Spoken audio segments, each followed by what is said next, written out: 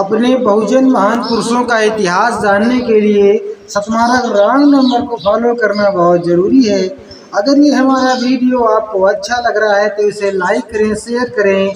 Subscribe नहीं किया है तो सब्सक्राइब जरूर कर लें। नमो बुद्धाय। जय जिसके भी तहसील, ब्लॉक, अस्पताल, जिसकी भी जो समस्याएं हैं, क्योंकि इसके लिए सरकार ने हमको यहाँ पे एक मजिस्ट्रेट दिया हुआ है जिनको एसडीएम सब डिविजनल मजिस्ट्रेट कहते हैं। इनका कोई अपना विभाग नहीं होता, ये सभी विभागों के मालिक हैं। ये स्वास्थ्य विभाग को भी लिख सकते हैं, ये शिक्षा विभाग से भी काम ले सकते हैं, ये वीडियो को भी कह सकते हैं। इसलिए कल आप लोग अपने अपने गांव में, अपने अपने मोहल्ले में चर्चा करें कि जिसकी जो शिकायत है और काफी दिनों से लंबित है, वो सब शिकायतें लेकर के हमें जावेद भाई और इनको कहें कि भाई हमारी शिकायतें अगर इन के माध्यम से लाने में आपको दिक्कत है तो हम लोग रोज ऐसे ही ले लेके आते रहेंगे। आप लोग जागिए, नहीं तो अभी तो 2 साल 2.5 साल के मुकदमे पेंडिंग हैं। आप लोग मर के चले जाएंगे, आपके नाती ये मुकदमे लड़ा करेंगे। जो भारत की न्याय व्यवस्था का हाल हुआ है ना कि 15-15 साल, 42 साल हो गए फूलन देवी कांड को। कानपुर से आपका न्यायालय अभी तक निर्णय नहीं दे पाया। हम लोगों के पास अंतिम मौका है।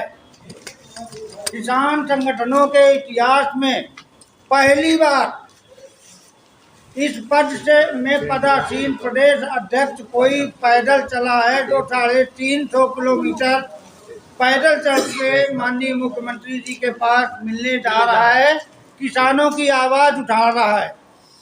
अब आप लोगों को भी शांत नहीं बैठना है। 1-2 दिन में कोई किसानी का काम नहीं बिगड़ रहा। अगर हमारे कुछ भाई लोग ऐसे हैं जो कि मजदूरी करते हैं तो वो भी 2 दिन के लिए मजदूरी रोक दें।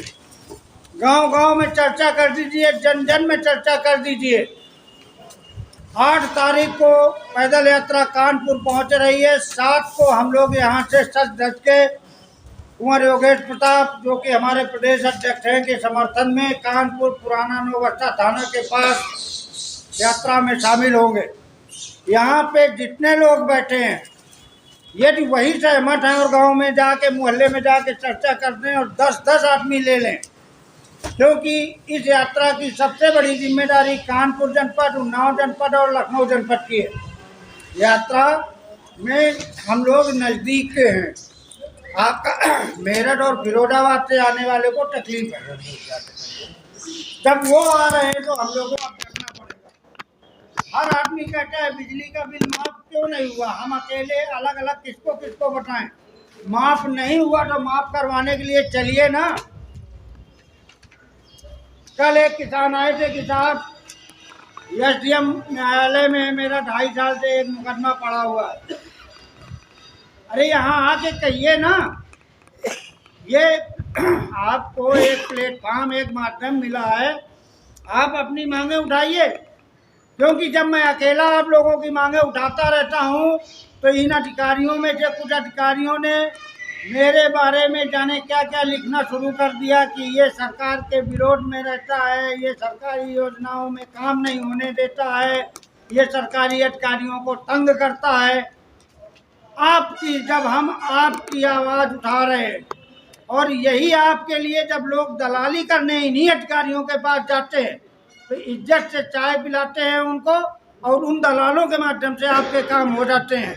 जब आपका एक प्रतिनिधि, मैं जो कि एक ट्रेड यूनियन है किसानों की, सरकार से रजिस्टर्ड है, मान्यता प्राप्त है, उसके पदाधिकारी को आपके अधिकारी अब ये नाम देने लगे हैं कि ये तो आदी हो गया है शिकायत करने का।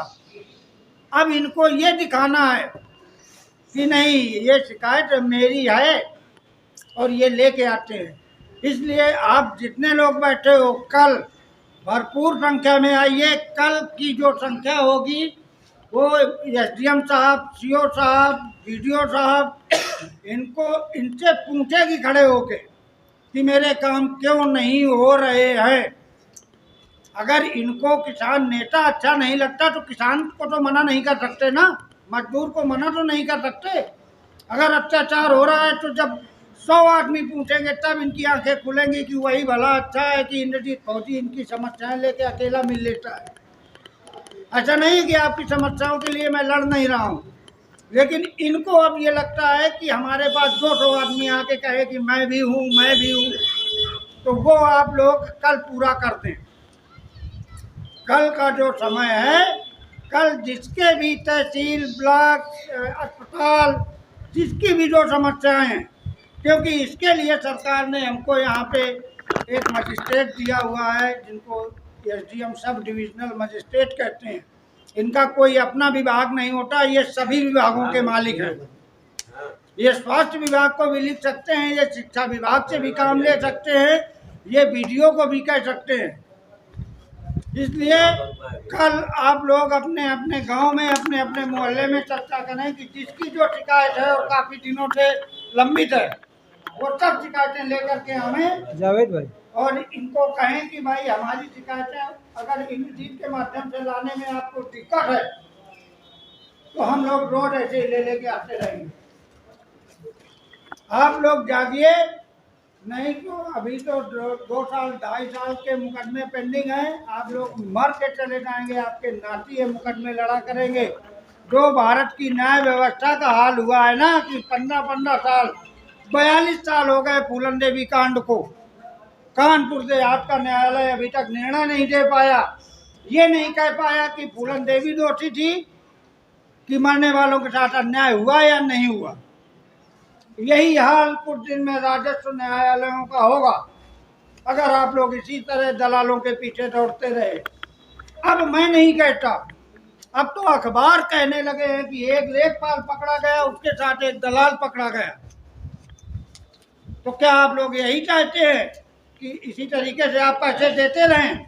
अगर इस तरीके से घूसखोरी या अत्याचार, भ्रष्टाचार से आपको निजात पानी है तो संगठित होके कल यहाँ पे कम से कम 500 किसान इकट्ठा होके और एसडीएम साहब से कहा जाएगा कि ये समस्याएं हैं, बताइए आप 500 को रोज बुलाना चाहते हैं कि इनमें से आप किसको नामित करते हैं कि ये सब समस्याएं लेके मेरे पास आवे।